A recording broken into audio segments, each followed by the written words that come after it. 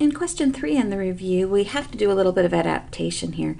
Notice that we still have an x squared term and an x term, so we definitely are going to need to probably use the quadratic formula here.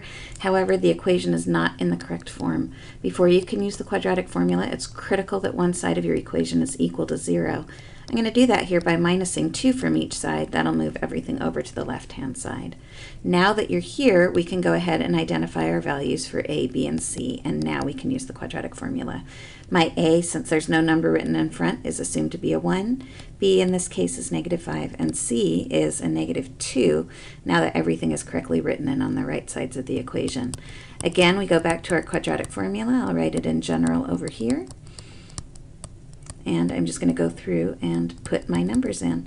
So in this case, it's going to be -5 plus or minus the square root of -5 squared minus 4 times 1 times -2, all divided by 2 times 1. Now I need to simplify each of my 3 sections here in order to try to get my solution. So -5 gives me a +5 there, plus or minus the square root of. Now I need to figure out what's inside the square root. I type it just the way I see it. Make sure your -5 is in parentheses squared minus 4 times 1 times -2, which gives me a 33 inside my square root. Oop. And then all of that is going to be divided by 2 times 1, which is just 2.